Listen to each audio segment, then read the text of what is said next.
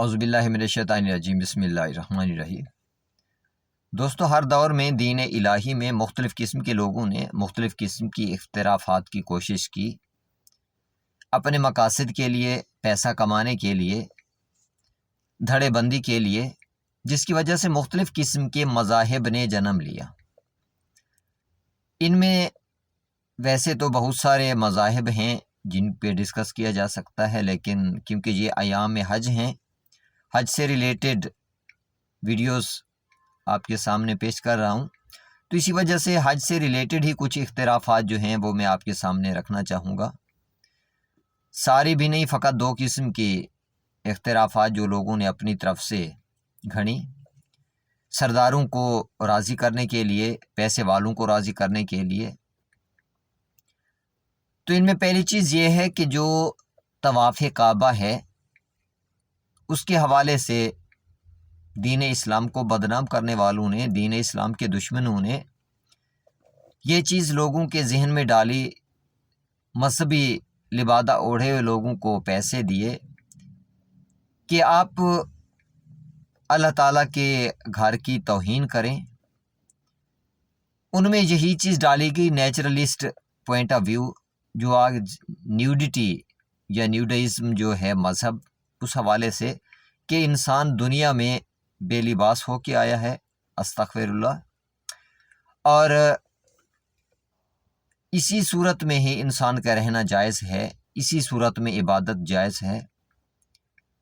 حالانکہ اللہ تعالیٰ نے انسان کو اس دنیا میں جب بھیجا، 3 پردوں میں لپیٹ کے بھیجا، پھر انسان نے اپنا لباس چینج کرنا تھا، بچہ تو اپنا لباس چینج کر نہیں سکتا۔ تو اس چیز کو دیکھتے ہوئے لوگوں نے، شیطان نے یہ اختلافات کیے کہ انسان کیونکہ دنیا میں نیوڈ آیا ہے، اسی وجہ سے مذہب جو ہے اسی چیز کی تبلیغ کرتا ہے۔ تو لوگوں نے یہی چیز پروان چڑھانے کی کوشش کی جو آج دنیا کے مختلف ممالک میں یہ مذہب کی صورت میں موجود ہے۔ یہ چیز مکہ مکرمہ میں اور اس کے آس پاس کے علاقوں میں بہت عرصہ پہلے سے بھی موجود تھا۔ اس لیے وہ جب طواف کعبہ کرتے تھے، اللہ تعالیٰ کے گھر کا طواف کرتے تھے، تو نیوڈ ہو کے سیٹیاں بجاتے تھے، کلیپنگ کرتے تھے، اور یہ ان کا ایک مذہبی طریقہ کار تھا عبادت کا۔ تو جب قرآن کریم نازل ہوا، جو اللہ والے تھے انہوں نے اس چیز سے منع کیا، لیکن کفار مکہ کافی طاقتور تھے، مضبوط تھے۔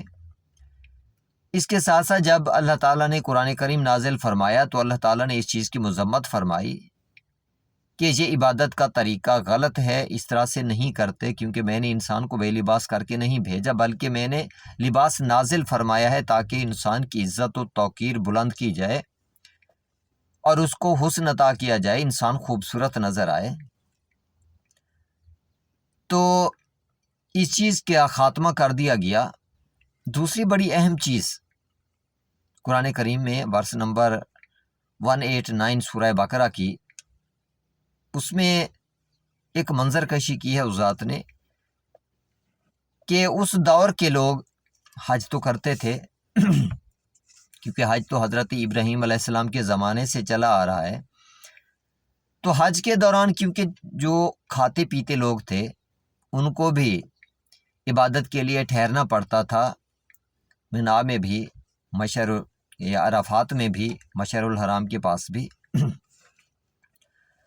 تو انہوں نے اپنے دور کے مذہبی رہنماؤں سے اختلافات کا کہا، تو ان مذہبی رہنماؤں نے ان کے لیے بڑی آسانی پیدا کر دی اپنی طرف سے۔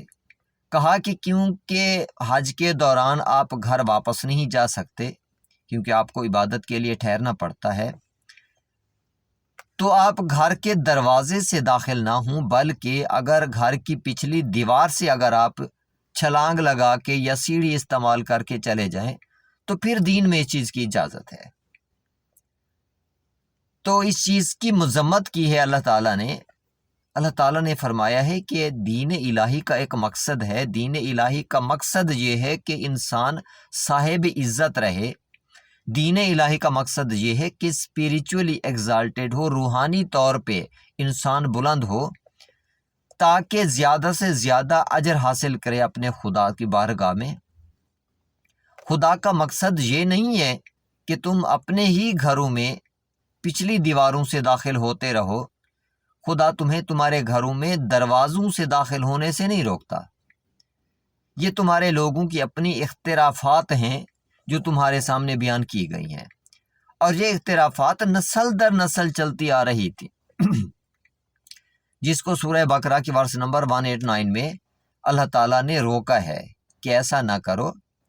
تمہاری عزت مقصود ہے خدا کو، تم خدا کے گھر کی عزت کرو، تم اللہ تعالیٰ کی ایک عظیم مخلوق ہو، اس طرح کی حرکتیں نہ کیا کرو۔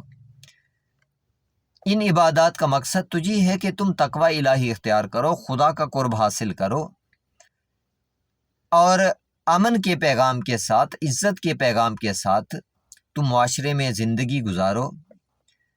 تو اسی لیے ان اختلافات سے روک دیا گیا، منع کر دیا گیا۔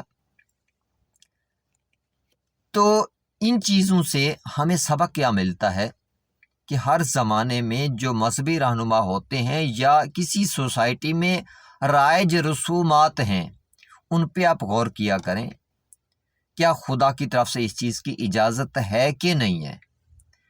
اس کے لیے ہمارے پاس آتھینٹک سورس کیا ہے؟ کلام خدا ہے۔ اگر کلام خدا ہمیں اس چیز کی اجازت دیتا ہے تو وہ کام کرنا چاہیے۔ اگر کلام خدا اس چیز کی اجازت نہیں دیتا، انسانیت کی تذلیل ہو رہی ہے اس چیز میں، تو اس چیز سے باز رہنا چاہیے۔ اب اس دور کے لوگ، حالانکہ جب قرآن کریم ابھی نازل نہیں ہوا تھا، اپنی طرف سے بڑے مطمئن تھے کہ ہم بڑے نیک لوگ ہیں، ہم خدا کے گھر کی عبادت کرتے ہیں، خدا کے گھر کا طواف کرتے ہیں، سیٹیاں بجا بجا کے وہ مطمئن تھے۔ حالانکہ آج ہم اس کو خدا کے گھر کی توہین سمجھتے ہیں۔ وہ تالیاں بجا بجا کے طواف کرتے تھے، جبکہ آج ہم اس کو خدا کے گھر کی توہین سمجھتے ہیں، لیکن وہ ذہنی طور پہ اور دلی طور پہ اپنے آپ کو مطمئن سمجھتے تھے کہ ہم عبادت گزار ہیں۔ وہ نیوڈ ہو کے، بے لباس ہو کے خدا کے گھر کا طواف کرتے تھے۔ آج ہم اس چیز کو خدا کے گھر کی توہین سمجھتے ہیں، لیکن وہ اپنے من ہی من میں خدا کی عبادت سمجھ رہے تھے اور مطمئن تھے۔ اب اگر اس طرح سے اپنے دل میں پوائنٹ اس چیز میں ہے کہ اگر ہم اپنی طرف سے کوئی غلط بات کرتے کرتے، اس کو عبادت سمجھتے سمجھتے اس دنیا سے چلے جائیں، تو کیا ہمیں اس کا اجر ملے گا؟ ہرگز نہیں۔ جس طرح سے ان لوگوں کو اس چیز کا اجر نہیں ملنا جنہوں نے بے لباس ہو کے خدا کے گھر کا طواف کیا، خدا کے گھر کے طواف کے دوران تالیاں بجائیں، سیٹیاں بجائیں، خدا کی حمد و ثنا کی بجائے، تو اپنے دل کو بس مطمئن کرتے رہے اور اس دنیا سے چلے گئے، تو ان کے لیے کوئی اجر نہیں ہے۔ تو ایگزیکٹ اسی طرح سے وہی قانون ہمارے اوپر بھی اپلائی ہوتا ہے۔ اگر ہم لوگوں کی سنی سنائی باتوں پہ عمل کریں گے، ہو سکتا ہے وہ اختلافات ہوں، کچھ لوگوں کی طرف سے گھڑی گئی ہوں، ضد کی بنیاد پہ ہوں، نفرت کی بنیاد پہ ہوں، مذہبی ڈیفرنسز کی بنیاد پہ ہوں، تو اس کا ہمیں فائدہ نہیں ہونا، بلکہ ہم خالی ہاتھ اللہ کی عدالت میں پہنچ جائیں گے، اور وہاں سے جواب یہی ملے گا کہ کیا میں نے تمہیں عقل عطا نہیں کی تھی؟ کیا میں نے تمہیں قرآن کریم عطا نہیں کیا تھا؟ تم نے ان پہ غور کیوں نہیں کیا؟ میں نے تمہیں آیات دیں اور قرآن کریم اتنا آسان کر کے آپ کے سامنے پیش کیا، تو تم نے اس پہ غور کیوں نہیں کیا؟ تم نے میرے کلام پہ، میرے حکم پہ عمل کیوں نہیں کیا؟ تو اسی وجہ سے غور کرنے کی بات ہے اپنے ہر عبادت پہ، اپنے ہر عمل پہ۔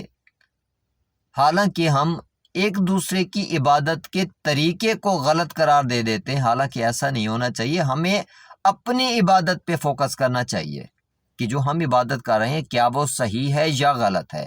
اگر کوئی شخص مجھ سے مختلف طریقے سے عبادت کر رہا ہے تو یہ میرے لیے لمحہ فکریہ ہے کہ وہ بھی مسلمان ہے، وہ بھی خدا کی عبادت کر رہا ہے، میں بھی خدا کی عبادت کر رہا ہوں، تو مجھے سوچنا چاہیے کیا میں غلط تو نہیں کر رہا؟